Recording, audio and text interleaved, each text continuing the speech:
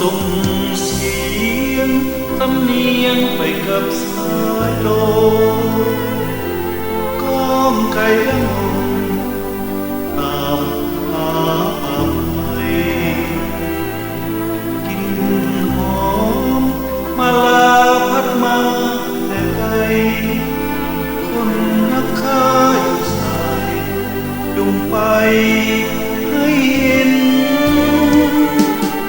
ส่งใจด้วยความคิดถึงเราก็นานจนถึงอีกคนกาอยากเห็น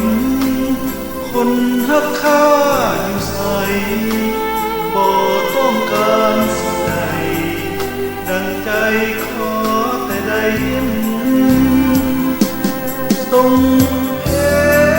งลอยกับสายลมบนเวทีขอเพียงได้เห็นคนนั้นได้ใดยังต้องไฟฝันนานแสนนานวันจนฟ้าดินสลายหากเสียงเพลงนี้ล่องลอยไป